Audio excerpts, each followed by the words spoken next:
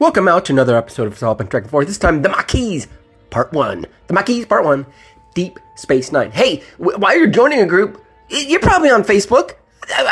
Maybe. If not, maybe get on Facebook. Follow us on It's All Been Trek Before. Same as it is sounds. It's spelled the same way. Follow us on there. Lots of fun going on there. We're memeing. We're keeping you posted on the show. You can talk to us. Engage with us there. Tell us what we're doing right. If we're doing something wrong, I'm sure you'll tell us that too. Engage with us. It's All Been Trek Before on Facebook. Careful though, when you're engaging with the Maquis, Part 1 on It's All Been Trek Before. Welcome back to another episode of It's All Been Trek Before. Regular hosts are here. This is Steven. I'm Keith, and I am not evil. Jimmy-Jerome. God, Keith, with your references to... Oh my God. I hope, if you are an IABD superfan and you do all the Patreon videos, listen to all the Radio Hour episodes, I think you'll get most of Keith's references. I will say, though, we were absent Keith for quite a few episodes in the middle of the season, and I'm really glad we're not absent Keith anymore. Yes, me too. We'll see about that. We are here to talk Star Trek Deep Space Nine, the Maquis, Part 1. I've been super excited for the Maquis to enter the story. Let's get with first impressions. And I do just want to mention right out the gate, because this could color Steven's first impression. I assume Keith already knows this. The Maquis are a major part of Star Trek for the next 8 years. They're not going away anytime soon. The Maquis are a group that are not just, we're going to do a two-parter and then forget about them. They are a huge part. DS9 going forward, obviously, they're not a huge part of Next Gen, but we are going to get Maquis' story in Next Gen before the end. Involving a major character on Next Gen. We're going to get DS9 Maquis' story for the next several years, and Voyager Maquis is part of the entire story. So, lots of Maquis. Anyway, first impressions on your introduction, the Maquis Part 1. Even the title almost feels like a spoiler if you're going backward, you know. You know what I'm saying. A Maquis is a thick, scrubby, evergreen underbrush of Mediterranean shores. Oh, I didn't even know it was a word. I was just, there that were makes more also sense. guerrilla bands of French and Belgian resistant fighters during World War II. There we go. Probably where the actual reference comes from. First impressions of this episode. I can't help but think about Voyager and thinking ahead and trying to look for little breadcrumbs and things like that. We're less than a year away from Voyager's premiere in the broadcast order. But yeah, that is my strongest association, and I was just hoping for things like that. And we're still in the range of things where I might have been watching them either when they were televised or just on DVD for the first couple of seasons. And some of it I start to remember. I mean, certainly I remembered parts of the last, the Alexander episode and so forth. This, I don't know, I do not have a coherent thought at the moment. Yeah, I loved it. I liked it. As I was saying, maybe in the green room. I love Bernie Casey. I love Bernie Casey. So as soon as I saw him show up, and we can get into him more later, but I always love him, and he's an interesting. The character is obviously very interesting here, but Bernie Casey as a person is.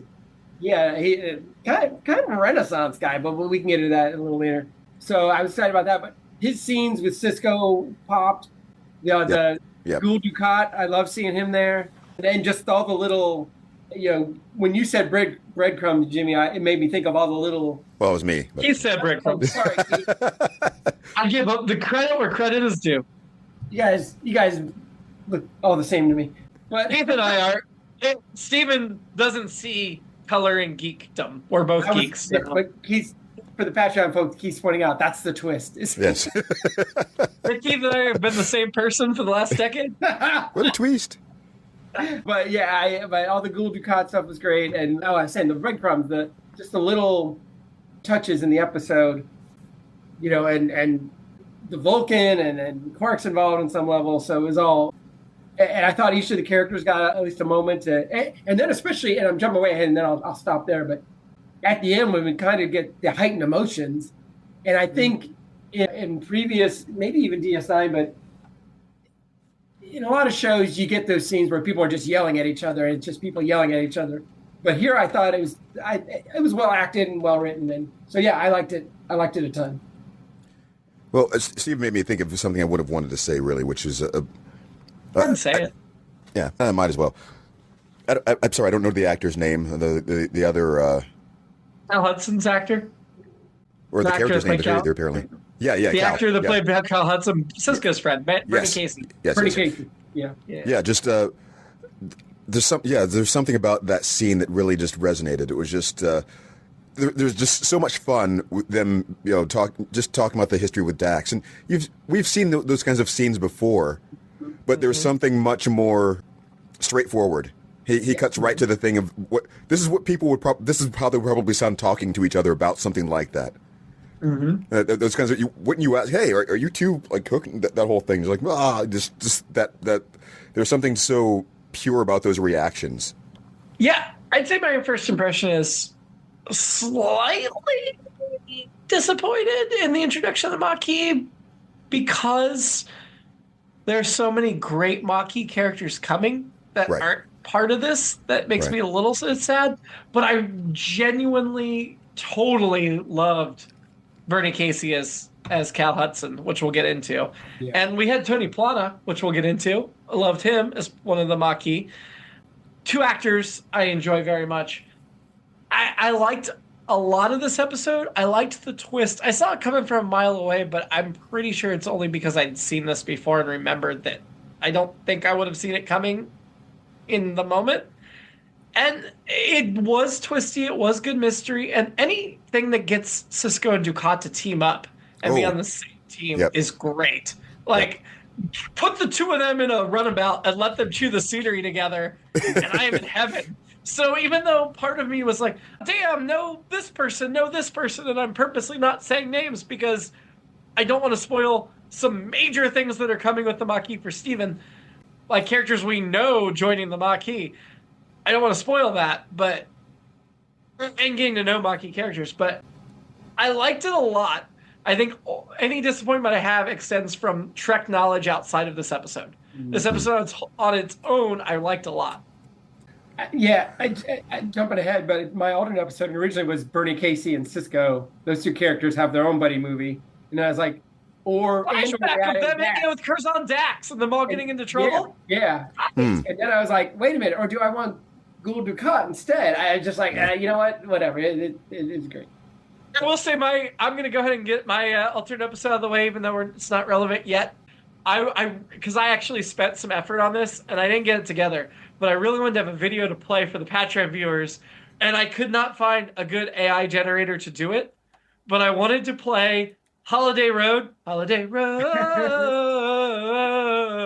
and over that audio, I was going to have pictures of Dukat and Sisko on road trips on the beach, at the souvenir stand. Get this, get that. And I just wanted a road trip with Sisko and Dukat where they got into zany hijinks on their way to the mission. And I'm so disappointed that a year or two from now, the technology is going to be there. But all the AI generators I typed it into gave me generic people that some of them looked a little bit like Sisko. None of them were Cardassian. And it just did not give me what I wanted to make a Sisko Dukat fun road trip. And I was not going to spend the Photoshop time on it. So, but just imagine the track Holiday Road playing over that snapshot of pictures in your mind. I think you will be as delighted as I was by the concept. Anyway, I was gonna. Yeah, let's go through. We'll get to it when we get there. I think there's. We start out. Some Cardassians are leaving the station. We don't know what's going on with them or what all that is, but there's a really suspicious Starfleet guy hanging around, giving him an eye. He actually looks really similar to a reoccurring character that's coming on DS9 later. That I was like, is that him? No, it's not. Okay. It doesn't matter. I don't even know which actor it was playing him. Well, Samuel? I think it was Samuels. Michael Krawick? Wasn't that the guy that ended up being killed? Yeah, he was the... Yeah. So Michael Krawick... The guy at the beginning? Yeah. Yeah, I thought he looked like the Doctor at first. Oh, I thought he looked like Eddington, which is a DS9. He reminded me of Barclay. A little bit. Yep. So this actor's best known for Ghost of Mars, Paranormal Activity, The Ghost Dimension. He's got a thing for ghosts. Legally Blonde 2, Red, White, and Blonde, and The X-Files. He was just in one episode, but it's one of the things he's best known for. He was also in an episode of Angel as Vernon the Creepy Psychic, which I think you could have applied to this. He also did an episode of Enterprise, Star Trek Enterprise, as a totally different character, and an episode of Voyager as a totally different character. But character actor, he did absolutely what was needed for this part, and obviously Star Trek uses him again. So creepy. Then we go to Ops, where Dax is talking about her date with a guy whose brains you can see with a translucent or transparent skull. And Kira, I get that Kira is small-minded. She's from a very provincial planet. She hasn't had the exposure to all the aliens. I don't think Kira came off well in this scene. Really? Where she's like, oh, you're going out with him? But my alternate read on the scene is Kira was actually, when Kira asked Dax to dinner, it was actually on a date, and she was just jealous of the guy. I got that vibe too. And not in it'd be cool if the two girls went out, it'd be hot. No, right. 1994 me probably would have gone that way. 2024 me, not that way, but I did get that vibe. They definitely go. I mean, we already saw Kira with Brile, and she has other heterosexual relationships going forward.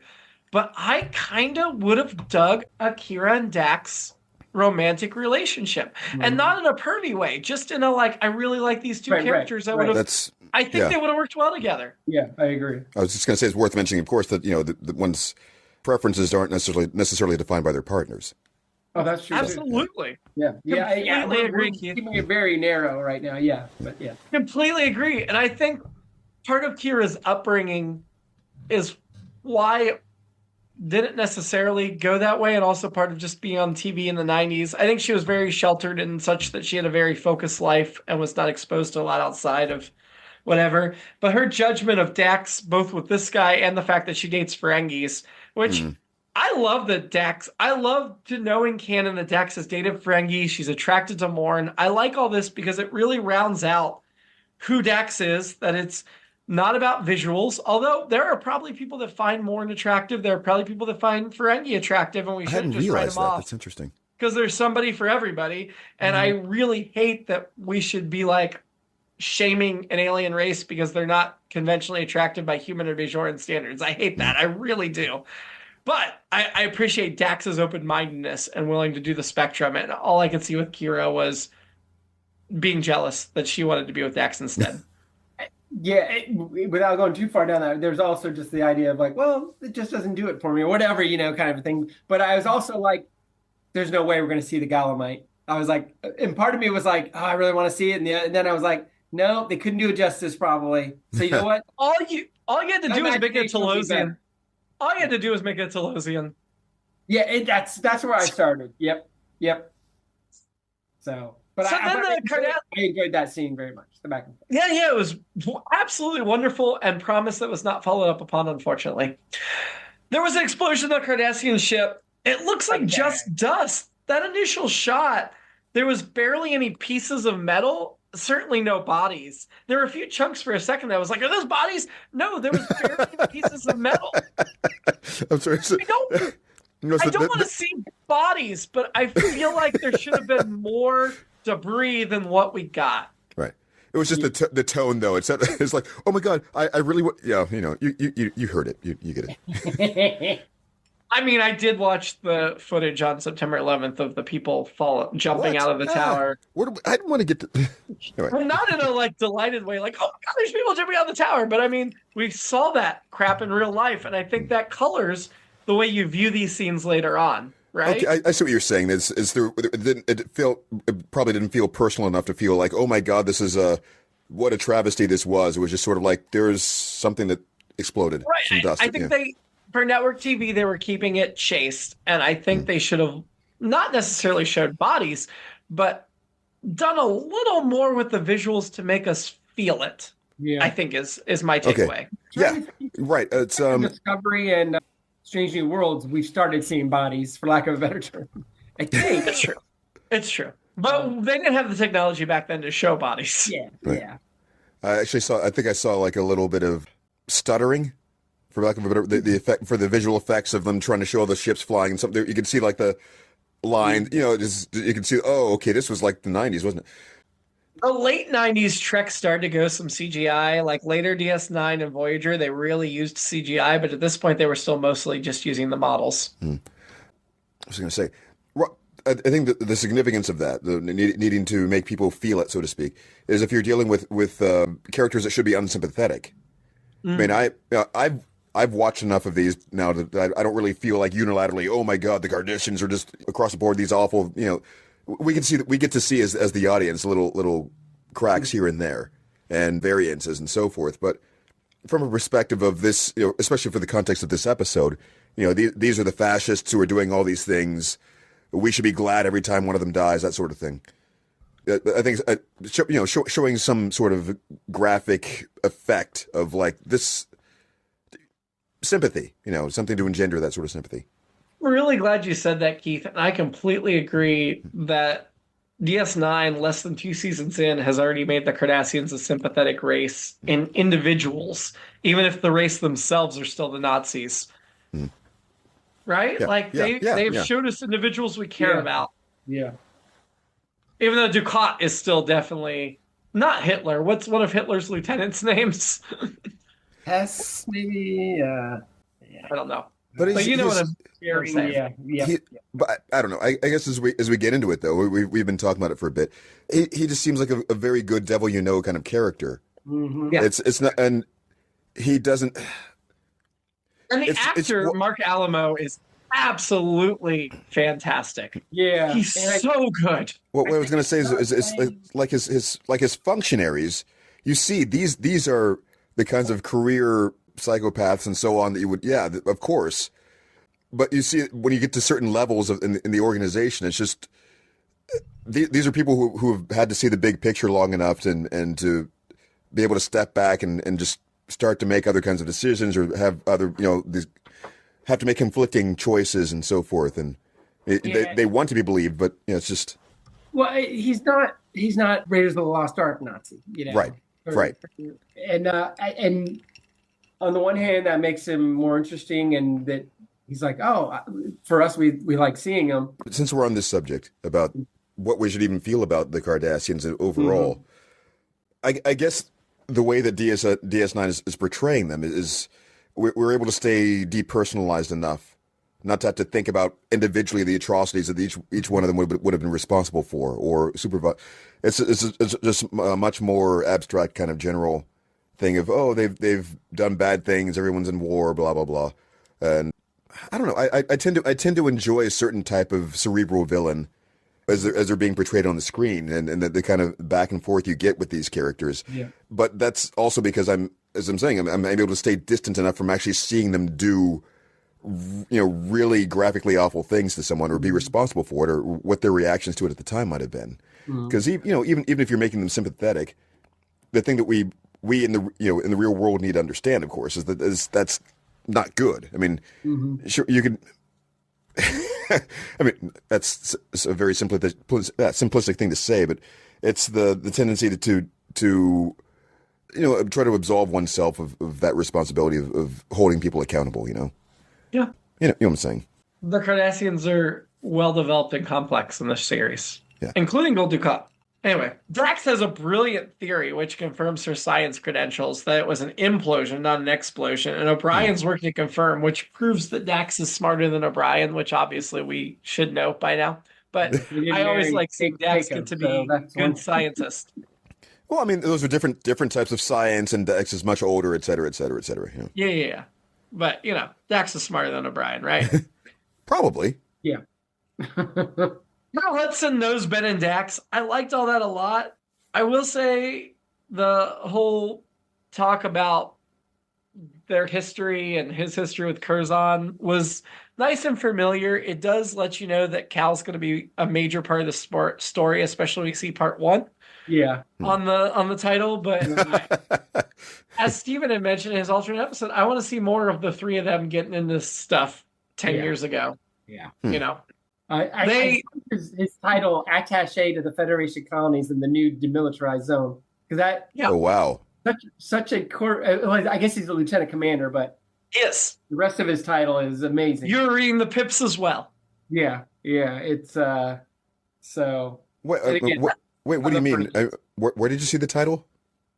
I'm reading the transcript too, but So the title was given. The pips, the lieutenant commander, were the pips. Oh, of this. I see. Okay. but yeah, Sisko says Starfleet's attaché to the Federation colonies in the new demilitarized zone. Which, in that point, Cal says his presence is a joke. Like, there's tensions. We've got attacking on the border colonies, which we set up a bit Next Gen. I give Next Gen credit for setting up this whole dynamic. We got it with Roe. We got it with negotiation stuff. That this is part of it. I also love that Star Trek at this point, they did a little bit of crossover, but I like that they're coordinating enough that there's a serious political tension that matters to both Next Gen and DS9. And Next Gen stayed on the air a little longer. I think it would have mattered more. But like I said, there's a Next Gen episode coming up that really deals with the Maquis in a big way. And I haven't seen it, but I know what the episode is, and I'm very excited to see it for the first time. Well, I mean, have you read it? No. I mean, I'm sure I read the synopsis, but I didn't read like a novelization of it or anything. Very excited to see the episode. Other than the finale, that's the one of the last four I'm most excited to see. We're back on that subject now. I almost had it. About the disappointment of the Maquis. So this is ties into like how much do you know about, or how much do you suspect they had prepared? So we've seen how they treated, like, let's say, well, Rose, since you mentioned her, the Bajoran and Ferengi and so forth. You have the early appearances in TNG, and you get the sense that maybe they have an idea of what they're going to do eventually, maybe, or maybe it was just like a one-off thing that they come through and they was like, hey, let's work with that. The Maquis, it seems like that they had to have been working up to that, or thinking about what they were going to do. I mean, we can see that because of what happens very shortly after all this, but maybe part of your disappointment is just this is just sort of like they're still trying to find their footing, so to speak, I guess, is what I'm trying to say. That's an excellent point, Keith. They're not as established of what they're about to be. It's like, I mean, that's a pretty common thing in this and probably every other franchise and series we see. You know, you get a character introduced, or you get like an organization, and those moments of their introduction, I think they get more inflated in retrospect in our minds. We can't help it, you know. So we get the Saboteur, who we already saw Samuels talking out of uniform, to the Vulcan, who is Sakana. S-A-K. I don't think they say it. Her name is Sakana. Yeah, Sakana, played by Bertula Damas. Yeah. That was the Vulcan? Yeah. Yep. She's best known for Brooklyn Nine-Nine, 2 episodes, What? as Camila Santiago. Amy Is that the Santiago's mother? mom. Yeah. Wow. His mom. So I was Just 2 like, I episodes. know her, and then it was like, okay, that makes sense. Quark does say her name. They introduced each other. Did he? Okay. Yeah. The movie Lucky, 4 episodes of Lodge 49, and 2 episodes of the Suits spinoff Pearson with Gina Torres. So she's got a handful of credits. But yeah, she is just... she also has 1 episode of Voyager as a totally different character, of course. She is in 2 episodes of DS9. Obviously, the second episode is the Maquis Part 2, but we'll get to that. Yeah, she comes out, she's out in uniform, and they're noticed very prevalently by some aliens. There's some big telegraphing here. Yeah. The aliens notice her talking, and then, of course, they're going to get him. They're in the Jake and Nog spot up above, yeah. Right. My one fashion note, I love Sakona's dress. It was great. It really showed off our Amy Santiago's mom. We get a scene of Quark and Sakana talking, and Quark is trying to interest her in a business deal. I was a little thrown off in that scene that he offered her this expensive Vulcan port without knowing what the deal was and if it was worth it to offer the expensive port, and then he just drinks it himself. Yeah. And I was like, really? You don't even know like what you stand to gain by this yet? I guess he just assumes because it's a Vulcan, it's worth his time. Well, it was part of the seduction. Yes. We start to see that it's like sort of like a twin, like a dual agenda. He did also want to spark relationships. Oh no, I know, I get that, but also I think even Quark, while seducing, takes profit into account. I think we've seen that in his past. You're right, but at the same time, I know it's hard to tell. Is this a writing inconsistency because of a different writer coming in, or is it to show us like how. I mean, that's. You want to talk about writers, Keith? Let's talk about writers. No, but wait, before we get to that. Sorry, go ahead. All right, I was just going to say that even for me, I mean, that's probably kind of my thing, or in the sense of like that would be worth investing a bottle of something rather for a Vulcan. I mean, he's saying it so much, so often throughout their conversations, like Frankie the Vulcan. Oh my God, this is so great. So I feel like there's a separate rules of acquisition. If you have a chance to have sex with a Vulcan, there you go. Ferengis would call it acquisition the way they refer to women. So I think when they come into conflict, I'm not sure which one rules, but you're not wrong. And Quark is a little more romantic than most Ferengis. We've seen that. We've seen he can actually fall in love. But true. I still think it was a little casual with the expense of port. Keith mentioned the writing.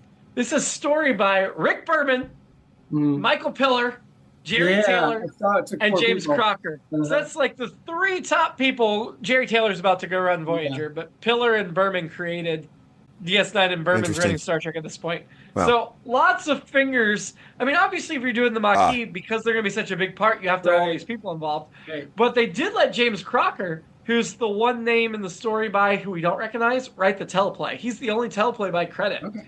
And he is best known for writing 14 episodes of the 80s Twilight Zone and being, a producer of 14 episodes of the 80s Twilight Zone and a producer on 26 episodes of DS9 from 93 and 94, so season 2 and season 3. He is supervising producer only the first half of season 2, but then, 93. All of season 2, he was a supervising producer. In terms of writing, he wrote 5 episodes of DS9.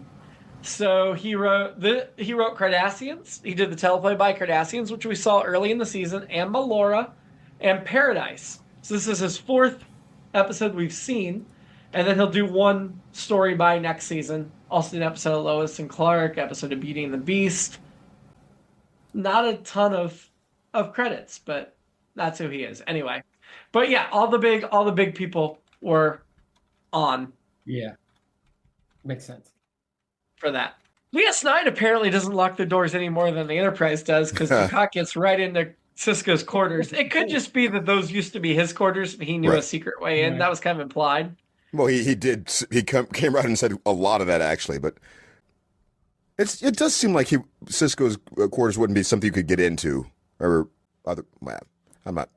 I don't know if they don't lock like DS9 locks. I assume they lock a little better than the locks like Enterprise D locks. I assume they lock a little bit better than the Enterprise D though, because they have a lot of civilians and traders and stuff. And it was a Cardassian station before that, so.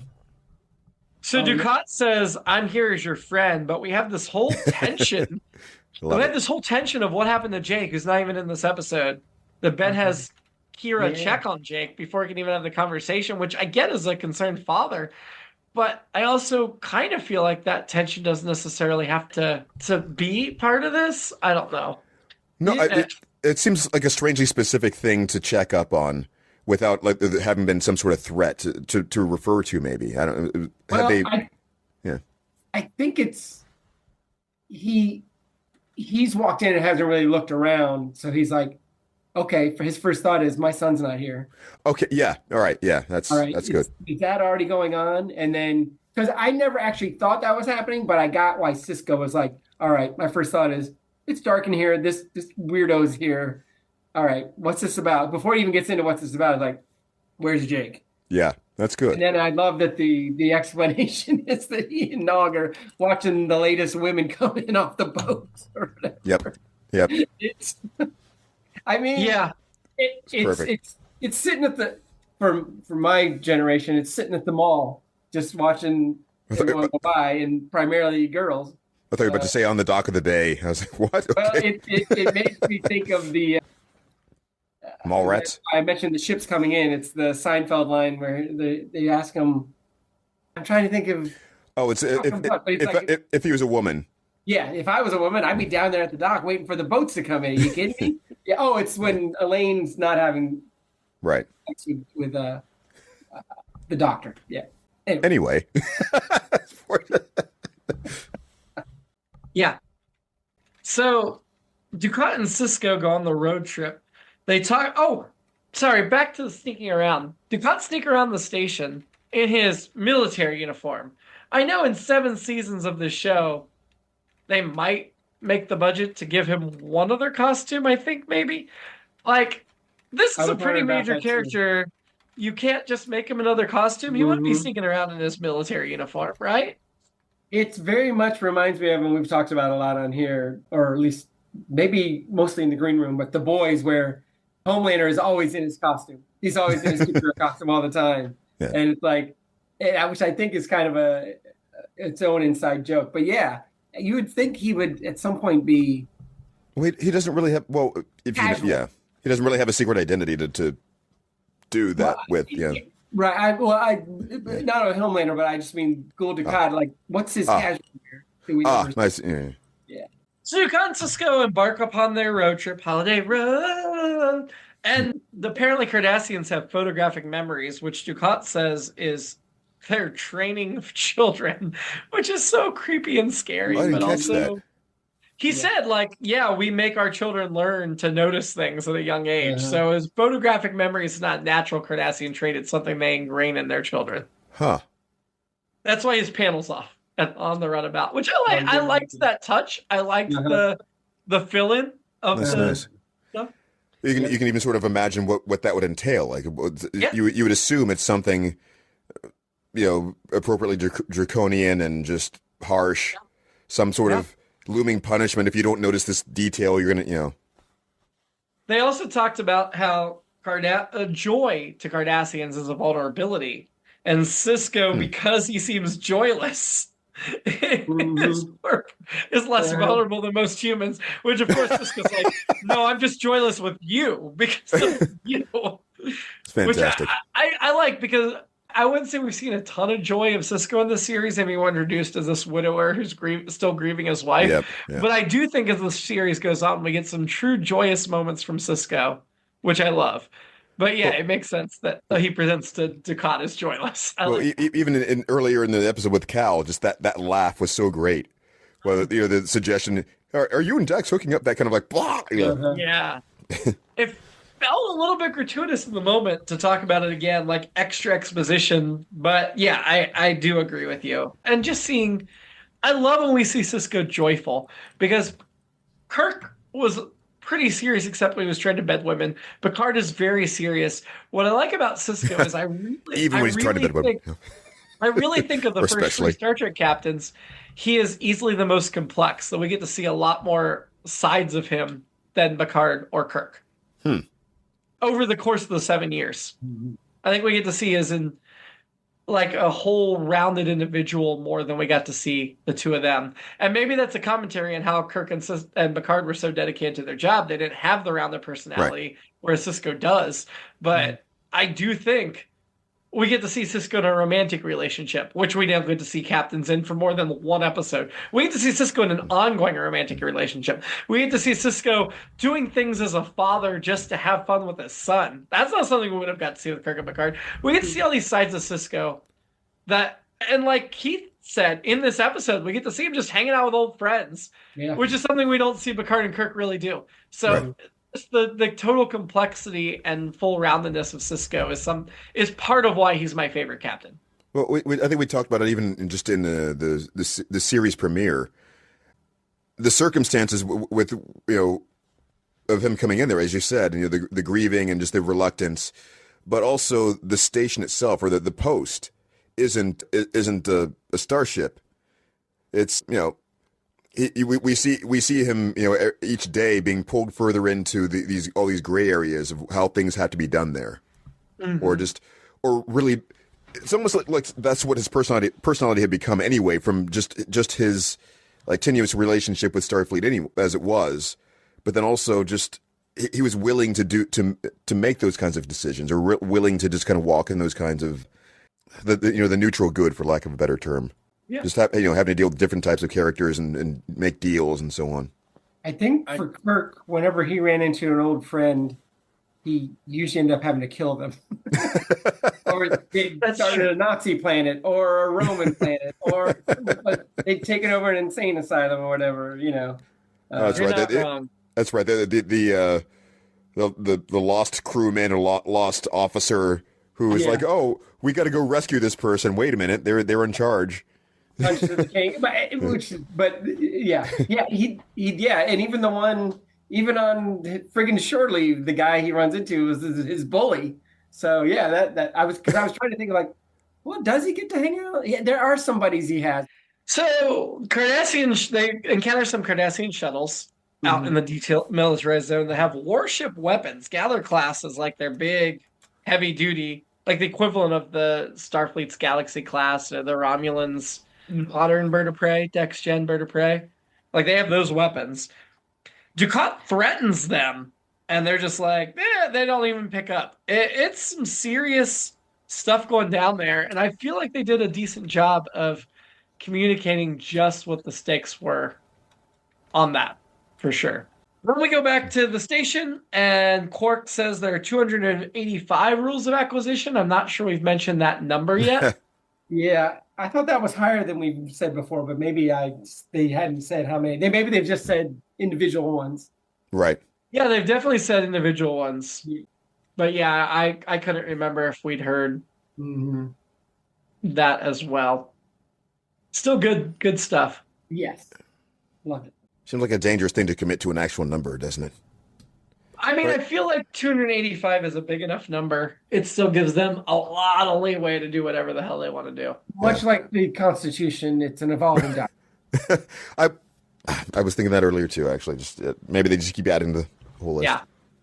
So they talk about a Vulcan Bill of Rights. Yes. Comparing it to the Ferengi Rules of Acquisition. I really want to read the Vulcan Bill of Rights now. Now, do you think that's a throwaway? Do you think that's just this is canon? There's a Vulcan Bill of Rights. Something is actually called the Vulcan Bill of Rights. I think it's canon. I don't think we ever hear about it again. Right. Not to my memory, anyway. That's probably a philosophical question in and of itself, as far as TV and everything else goes. I would say, especially for Star Trek, as often as we talk about that or say things like that. This character just never shows up again, or this other thing isn't brought up again. Does it count? Right. But I mean, it's in there. But yeah. Yeah.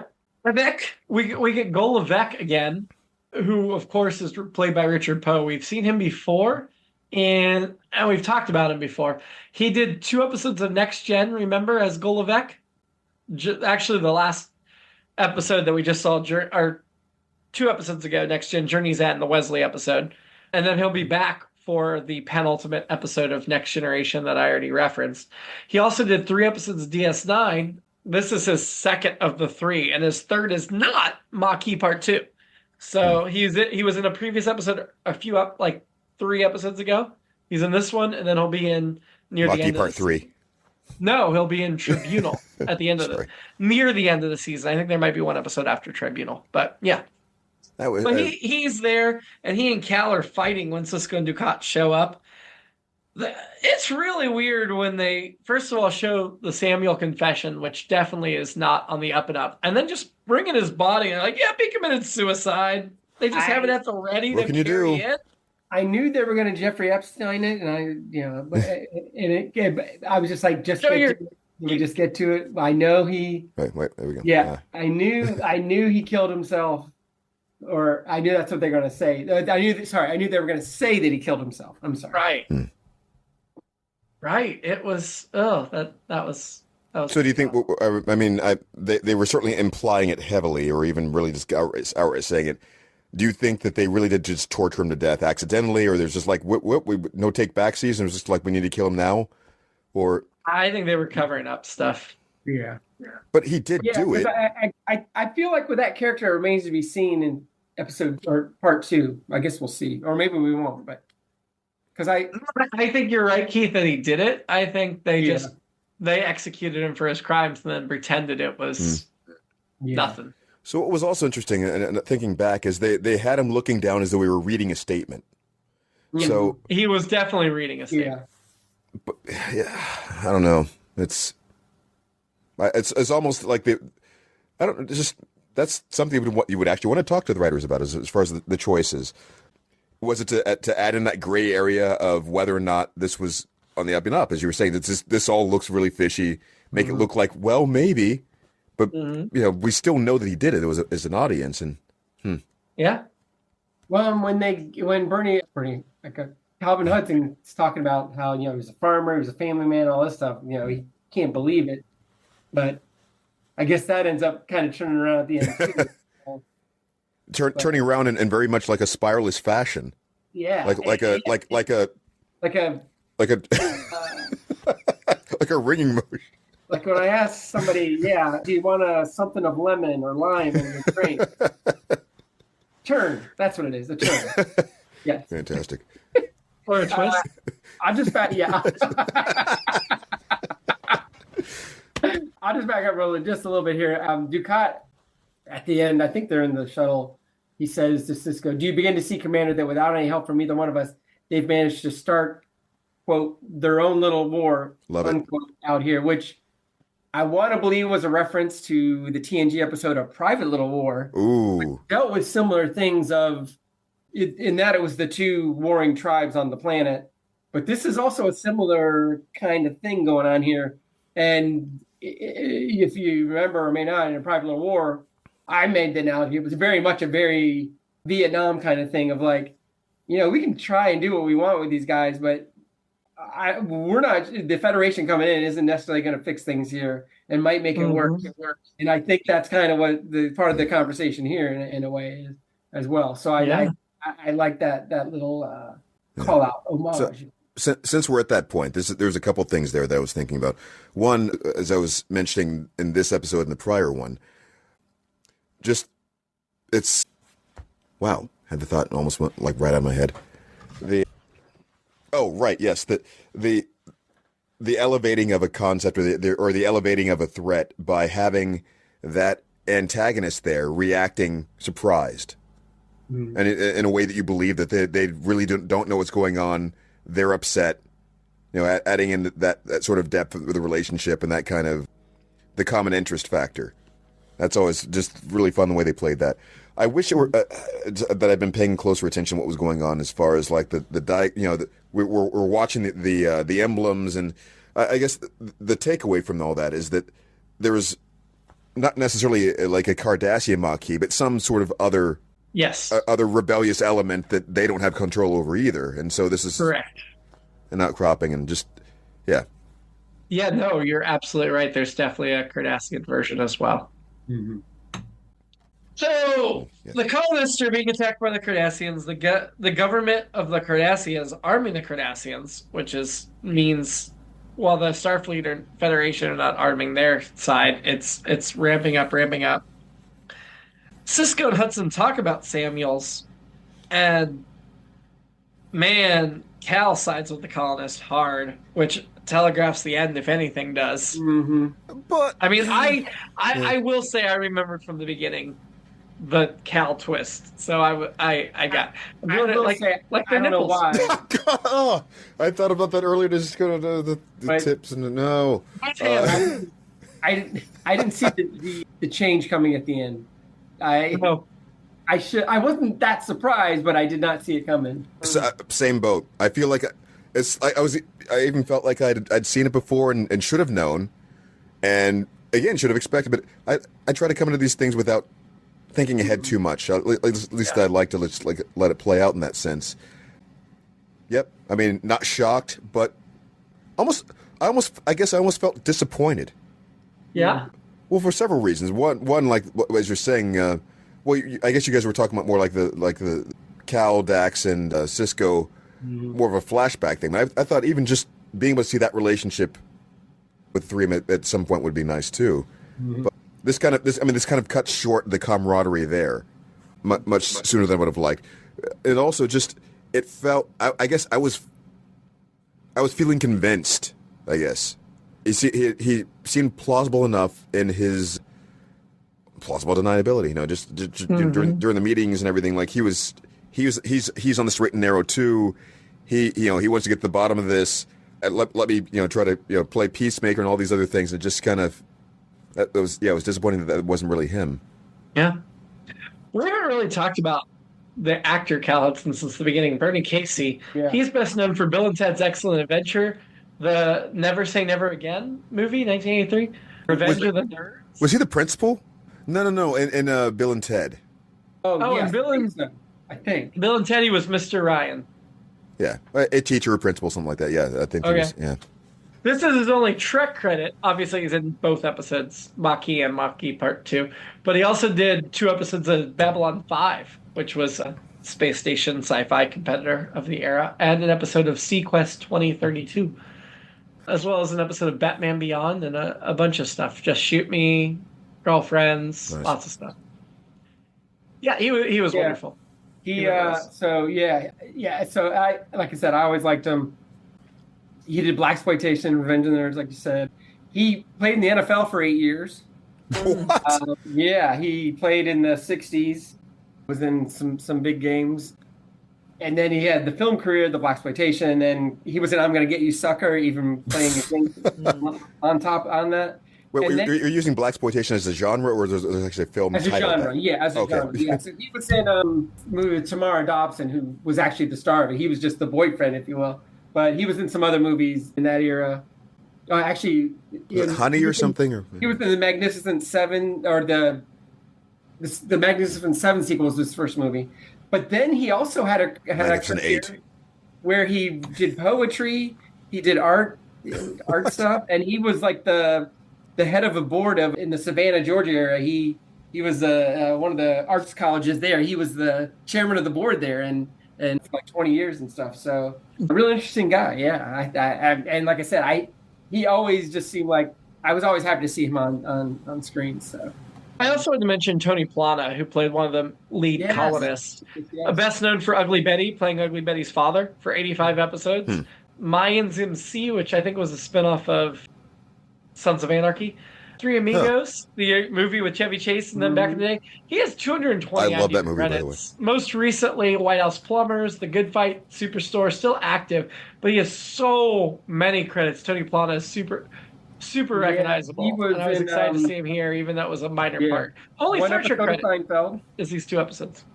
He was in the apartment episode where you guys may remember the other 2 of the other gay characters on Seinfeld, the guys that always intimidated Kramer, and who was not wearing the pin? He plays like an early one of there's 2 guys that are kind of the apartment managers or landlords in this episode of The Apartment, and they're early versions of those 2 characters, and Tony Plana is one of them. And then what was the other credit I saw in here? I'm like, oh, that's him. I apologize. Wow, he's in Valley Girl. Oh, Officer and a Gentleman. That's where he's one of the recruits, along with Richard Gere and David Keith and our boy David Caruso, among others. So it's amazing how little of that movie I can remember at this point when I watching as a little kid. But he's just got that face. I'm like, I know this guy, and as I'm looking through the credits, I'm like, oh yeah, that too. Oh, and that too, and that too, and that too. Yeah, really cool. I thought the mat work for the colony was really good. It looked really good. It almost harkened back to TOS, but with a good update. So I really like that. I never noticed those things. Sorry, go ahead. Dukat mentions in this episode he has 7 children. Yeah. Which is very interesting. And he genuinely specific. seems trying to diffuse. Well, we'll find out at least about an 8th later on. Let me tease that for you. I was fascinated. Wait, so he's the father with Lursa, is what you're saying? No. He definitely has more than 7 children. We'll find out about at least 1 additional child, but I suspect there are many more children than the 7. But yeah, even so, it helps ground him and make him a little bit more sympathetic. Yeah. And he does genuinely try to be diffusing the situation. We also had a really interesting scene where Kira defends the colonists to Sisko, which, Dukat's not defending the colonists. He's on the other side. But yeah, Kira's defense of them does make sense. I agree. I liked that a lot. Well, I mean, it felt a little... wow.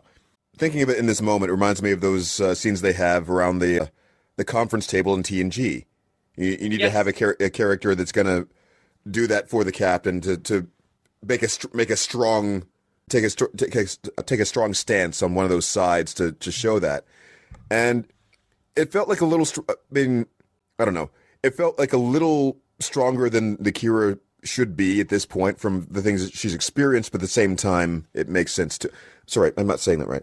The character growth we've seen through this series up to this point, with her seeing some of those other sides, it felt like it was like a regression, but at the same time, it was a good use of the character to make that point.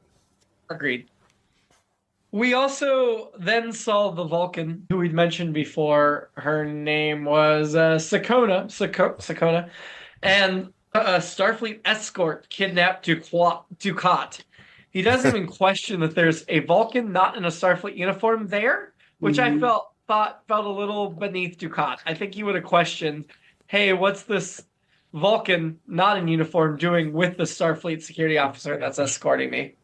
But they managed to kidnap him, which of course causes lots of problems, and leads into a scene from Odo where he says he can't do his job under Federation rules. Let me have curfews, searches, adaptations. And he mentions basically that DS9 was much safer during the occupation because they had martial law, essentially, which is very cringy and makes you anti-Odo. But also, I mean, somebody had to make the point, and I mean, it was almost a little bit out of character for him. And again, they needed to put somebody there to say these things, and I don't think it was out of character for him.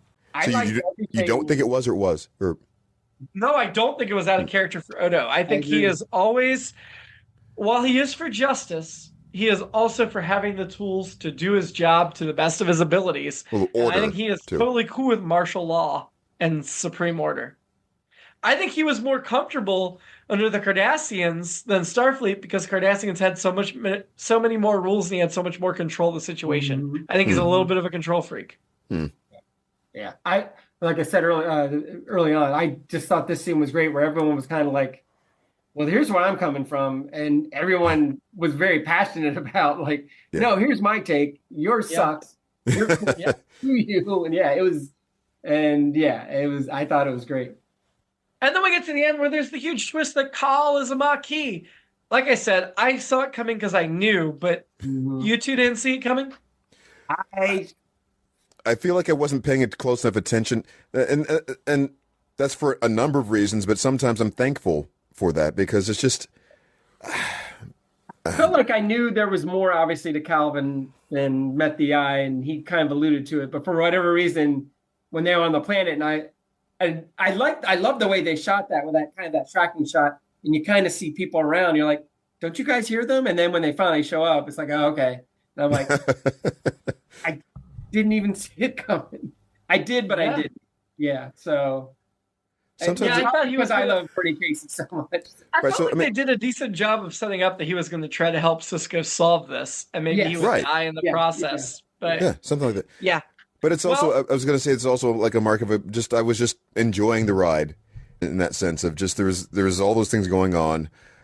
And I think that's a good use of, I want to say like chaos is a word to describe what Stephen was, to sum up what Stephen was describing toward the end. Just the idea of having enough events happening where you're not focusing on little things and going, I think that this is going to happen. I think this is going to happen. Just kind of taking it in. And also, I mean, I think the other thing about Cal, though, is right away we're starting to get sympathy for the Maquis because they go out of their way to make us feel sympathy for Cal. Mm-hmm. And he's making us feel sympathy for the colonists. Right. And I think that's a theme with how Star Trek handles the Maquis for the next 5 years. And what I would argue is the natural offshoot of the Maquis in modern Star Trek is you can't just dismiss the Maquis and their concerns. Like they make them legitimate. They make them interesting. Yeah. Not that necessarily you side with them, but you understand why someone would side with them. And putting Cal, who was so well developed in the few minutes we got to know him, on their side makes you think for a second, maybe they have a point. Yeah. Or does it not? Maybe you just write him off as any other Commodore or whatever. But to me, I was like, oh, I get this. No, so, along the lines of some other things I've said before so far. I mean, in this and then probably the prior episode. No, definitely this one. There are purposes behind why you would want to do that, and this is again the point that I've been making before about like you need to make a especially sympathetic show for antagonists like the Cardassians. You might do something graphic to say, hey, we feel sorry for them. The purpose of a series like this overall, like just a series, franchise, Star Trek, everything, the whole thing that they're doing is to make people rethink those political stances that are being blasted at us most of the time. And that being, in this case, terrorists, or the definition of what a terrorist is and what they want and what they're doing. They use that word fairly frequently during this episode to try to dismiss whatever was happening with these unknown people, or rather even, it must be just these colonists who are doing this thing. Acts of terrorism. Yeah. I just had a few last notes. One of them was, how do you feel about Dukat? But I think we all addressed how we feel about Dukat. But he had no problem decking a woman because he takes it to Sakona. And I was like, did I? Yeah, I didn't catch that. Happened. They say the title of the episode. I got very excited when they said they're calling themselves the Maquis, Part 1. And finally, they referred to the stretch of space as the Badlands, which I thought was interesting. And the Cardassians referred to it as the Badlands, which I guess makes sense. I mean, I don't know. I don't know what else you call them, the bad spaces, but I immediately think of the Springsteen movie, the Spielberg movie, the Springsteen song, the actual Badlands in North Dakota, South Dakota, and all that. But I didn't know that was. Yeah, all right. Yeah, so I just thought that was interesting, and I guess from what we've seen of the Cardassian, I think it was a homeworld. Maybe it wasn't the homeworld. Lots of the Trek planets are set on places that Badlands would fit, so I guess it makes sense. How was your shady character of the Maquis? Of the Maquis in particular. Part 1. I thought you meant the organization. No, obviously Cal, though, right? Because Cal is the shady character. You're actually right, I think. I think I'm going to stick with Sakonia. I thought maybe it should be Calvin Hudson, but I still don't know what she's up to necessarily, so I'm sticking with Sakonia. Okay. I think part of it is her being a Vulcan. It's like extra shady when they pull that out. You can see the machinations happening there, and it's just like or machinations. Who are you having a drink with? Sakona. Same. Okay. I'm having a drink with Sisko because he's had a rough day. Yeah. When he starts playing in Akira, that's really powerful. That kind of kickstarts that whole. Oh, yeah. We're all mad about something. Who are you annoyed by in the Maquis Part 1? I landed on Gulavec. That was just because he seemed like, I'm just going to be a jerk the same old way we've always been jerks. So that was the guy we saw. The Cardassian. Yeah, in the conference, right? Yeah. Sorry, we killed him. I mean, he committed suicide. Yeah. Yeah, that's I think that's my answer. Your answer is Avec as well? Yeah. Okay. I am going with the people that made the treaty because it was a bad treaty. Yeah. And we're going to be dealing with it for a long time and how bad the treaty was. Ranking the episode, let's start it against, because I feel like the episode title is appropriate, Necessary Evil. Part 1? Better...